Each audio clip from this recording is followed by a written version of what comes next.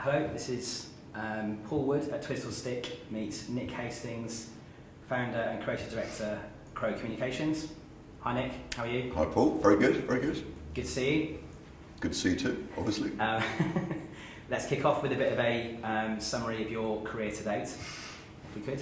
Okay, well it's a little bit of a checkered kind of history, because I left university and then went to become an account executive at Dorland Advertising. Right, You remember Dorland Advertising? Yeah. I lasted for 3 months at Dorland's, and then I was on the phone to a client and I put the phone down and walked out of the agency because it really just wasn't for me.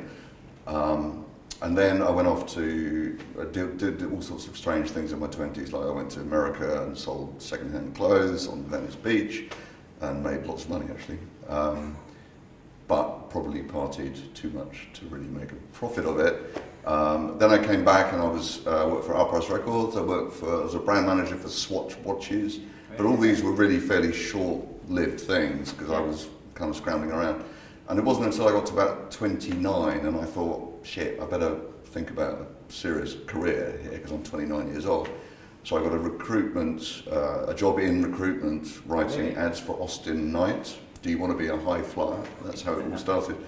And I met my future partner there, work partner, not life partner, and we got a job at Waldron, Allen, Henry and Thompson. And then following Waldron and Henry Thompson, went to CDP and then Darcy and then Euro with partners in there somewhere. Creative director at big international agencies, and really just got a bit fed up with the whole working for a big international company, travelling a lot, going to a lot of meetings, the politics. I'm sure you've heard it 1,000 times before, and just felt I wanted to get back to the rock face and do some work. And that felt like the right time to talk about doing my own thing. Yeah, and so present day Krow, how did that all start? Tell us all about Krow. Krow have been going we've been going for 8 years. Yeah. And actually it was kind of happenstance in a sense, in that all 4 of us, that's myself and Barry Cook, John Corey, Malcolm White, had all been working at big international agencies and pretty much all at the same time come to the conclusion that this wasn't really where fulfillment lay, working for those big companies. I think I'm right in saying that me and Malcolm had both fallen out with the same guy and we left a big agency, so I started interviewing for jobs at other big agencies and just thought, what am I doing this for? I don't really want to do this. The other 3 guys all felt similar things. It was going to be our only chance, otherwise it would have been too late. We all liked each other, we were lucky enough that we all did different things, so it kind of made sense. We figured out the world did not need just another agency. So what was going to be our thing, if you like? Barry and I in particular had done a lot of work with the government before, which was very drink drive and et cetera, social workers, social working, which is very much about, okay, we need to know what the outcome of this whole process is going to be. The government, they're very, very results driven. And that got us thinking about the whole process that people work, because normal agencies work forwards. They might have a proposition, they work forwards, and very often they end up doing what they fancy doing.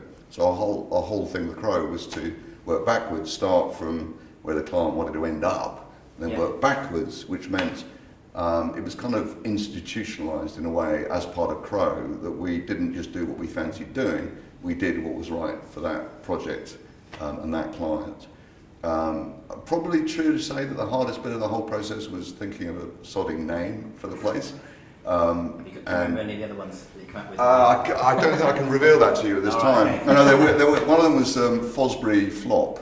No, sorry, but it was Fosbury because it was about work going backwards. Yeah. And then brilliantly we spotted that people might put flop after it, so that maybe wasn't a good idea. We had initials, obviously went through that process. WCHQ, which we thought was highly amusing, and then thought we'd get bored of it after about a month. And then I was on holiday in the south of France, and I was thinking about work backwards, and then thought, well, work backwards is Krow. So, hey, let's call ourselves Krow. Nice. Along those many many agencies that you've been in, I'm sure you've been given lots of advice, from sort of career advice to creative advice. what would you say is the best piece of career advice you've been given? Yeah, the best piece of career advice I was ever given, and honestly cannot remember who said this to me, but he or she said, try and behave at work the same as you do at the weekend. In other words, be the same person at work as you are at home or in your kind of natural, the weekend. And I think that was a brilliant piece of advice, because if you've got any chance of enjoying what you do, then you've got to be yourself. If you come to work and you suddenly click into this other persona, how are you going to enjoy what you do? And if you don't enjoy what you do, then frankly, there seems to be very little point, other than you can make a decent living, but hey, come on, we can do better than that. Inspirational people that you've worked with, I'm sure there's been quite a few over the years. If you had to pick one or two that sort of stand out to you? Probably the most inspiring person that I worked with or have worked with is Tony Kay. And that was, we were doing a drink drive commercial at Waldron Allen, and it was really the first opportunity my partner and I had to do something that was going to be good. We spoke to a number of directors, and it was all about having a locked off camera on a little girl for 40 seconds, and the little girl was going to cry, basically. It's kind of interesting, now I've got children, I wouldn't do the commercial, but in those days I didn't have children, and I didn't think enough about how potentially upsetting it was for the girl to go through that process. But at the time, all the other directors said, this can't be done, it's impossible, you can't just have a locked off camera on the girl, you need other stuff to be happening, shadows and all sorts of stuff. Tony Kay immediately said, no, that's the only way of doing it, I can do it, I will make it happen. I always remember him saying to me, look, what you've got to remember is there are no rules about this. There are no rules whatsoever. And I just found that whole process of working with him to be very inspiring.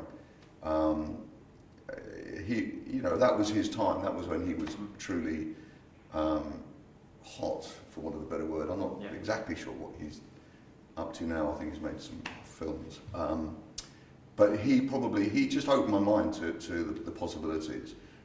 Because actually, when you talk about an individual that's inspiring, I actually think when I started in the business, it was the sense of possibility that was most inspiring. That I love the fact that advertising is genuinely meritocratic. I mean, it's not about you went to Oxbridge, you did this, you did that.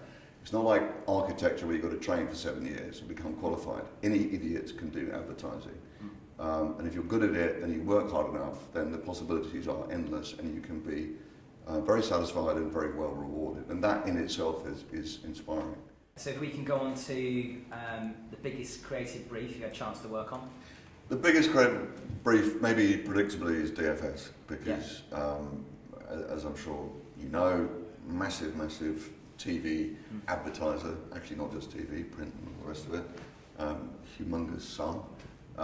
When it came into the agency, we were aware that we were one of, I think it was something like 30 agencies who were going for it. I mean, it was a massive thing. And very intimidating when you looked at the scale of what we had to do. And it's not until you get more involved in it and you start to break it down and deconstruct it that it starts to feel manageable. And actually, more than anything, just from the very first meeting with them, they were genuinely a pleasure to work with. I mean, it wasn't like we had to force ourselves. So it felt more doable because of that. The other one I would say would be SSE, which we pitched for last year. We came second out of about 20 agencies. It was incredibly complex. It was the Commonwealth Games. It was consumers. It was various other things. It was business to business. It was very, very complex.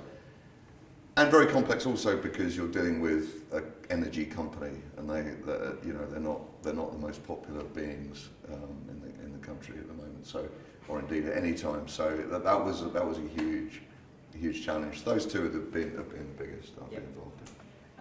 If you had to summarise the current state of the creative industry, how would you do that? I think the current state of the industry, I think on good days, it's great because it's not seen as apart from the rest of the entertainment industry. It's seen as part of it. And I think that's distinctly different from the way it was even 10 years ago, and that's when it feels very exciting. I mean, I think there are obvious kind of things that get in the way of it being great, which being a creative I would say, wouldn't I? But there really isn't enough time. I mean, it would be my main... I remember when I was at CDP, one of the first briefs I got, I had 1 month to just do that. Yeah. Do a TV campaign. Yeah. Unheard of now. People, we all seem to assume that everybody can have great ideas within 2 days, and I think that makes it very, very difficult. There's not enough intuition. There's too much research, and I think there's an interesting thing with technology in that I think there is a danger that ideas get trampled by technology, and by that what I mean is that people think that the technology is the idea. Well, it isn't. It doesn't matter whether the technology is incredibly innovative and hasn't been used before. The idea's still got to be great. And I think sometimes people get so excited about the technology that is being used that actually the quality of the idea is almost secondary. Yeah. And I think we need to be careful about that. If you touched on the career a little bit earlier, if you spoke to a younger Nick prior to getting involved in the advertising industry, what advice would you give him? The first piece of advice I'd give my younger self would be, do not, on any account, ever have a perm. Because I came out of university, and for reasons that are still unclear to me, to this day, I had a perm, which was a hideous career error, because you're going to talk to people who just look like this weirdo. So that didn't really work. But actually, it's a bit weird, because I didn't really get a serious, didn't start a career seriously till I was 29. And actually, I would not change that. And the one thing I would say to younger people is, what's the bloody rush? There's this thing about, I've come out of university, I've got to get a job, even worse, get a career, straight away. Otherwise, people will start looking at me and thinking I'm strange, and my parents will start to worry. And what's the rush? You're going to work for the rest of your life. Travel around the world for 5 years, then get a job, In terms of inspiration, things that you've heard or seen recently, anything that stands out? Do you know what? The most inspiring thing I've seen recently was the most simple, stupid thing imaginable, which is, it was written on a small board outside a restaurant, and there was a big headline which said, "Do not read the next line," like written really hugely. Yeah. Then under it, very small, it said, "You rebel, I like you." And that's all it was, and it was so kind of beautifully irreverent, and it didn't explain what was inside the restaurant, but I ended up really liking that restaurant, and I've been subsequently to that restaurant just because I found it deeply charming. And I love the fact that it's just scrawled on, with a bit of chalk on a board. It's just very. Did you find out who wrote it? I don't know who wrote it, but I will be stealing it and using it myself. If you weren't in the industry, I know you've done a few roles or a few different jobs before you got into advertising. What do you think you would have been doing? Jan, I thought about this a bit, and I really don't know. I mean, I like to think I would be writing in some way, something, or having ideas, but I really don't know. Either that or running a men's clothes shop, one of the two. If you could work on any brand, I gave you a carte blanche, anyone. Okay, if I could work on any brand, just to be really slightly nauseating about it, it's probably that one. The Fiat 500, because I love the Fiat 500. I own one. I think it's a fantastic little car, and I love working on it. Its personality, its tone of voice. I absolutely love working on it. If not that, if I have to look beyond Krow, rather worthily, I would say something like Amnesty International, or other charities. But Amnesty in particular really interests me. Okay. Don't have to answer this one, but if there's any sort of funny moments that you remember or awkward moments in a pitch that you've been involved in?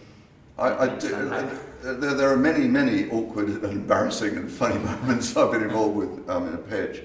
The one that does come to mind is we were pitching for Bisto Gravy, and I was I was halfway through presenting a script and getting quite animated, as I tend to do, more full me. And in my excitement, I suddenly went, "Oh my God, if you got a fork and you filled in the bits between the prongs, that would be a really, really good way of serving soup, of serving gravy.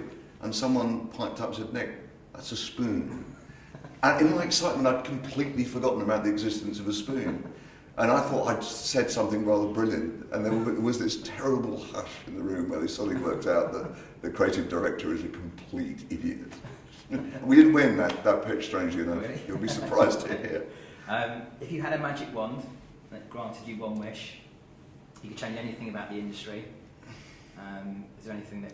Yeah, I would love it if every single decision was made with common sense and for one reason and one reason only, which is that it made the work more effective. Yeah. That is the single one thing that I wish for. You know, so many decisions are made because they're about second guessing, or they're politically motivated. And yeah. What a shame, what a great shame that is, because we are dealing with ideas that are going to be effective, and really would be wonderful if it was as pure and simple as that. So if I could wave a magic wand, that would be it. We'll do a quick fire round now. Okay. Quick questions. Favourite current ad campaign? Probably Southern Comfort. Okay. All-time fave? That would be Independent, Don't Read. Flat white or green tea? What the hell is flat white? What do you mean by flat white? Just white the tea? The Aussie version of cappuccino, a smaller version, with a bit more of a kick. Right, flat white. Brightest person you ever worked with? Young people. Most creative person you worked with? My wife. Independent or network? Independent. Money or happiness? Happiness. Twist or stick? Twist every time. Fine. Thank you very much, Nick. Thank you, Paul. It's been a pleasure.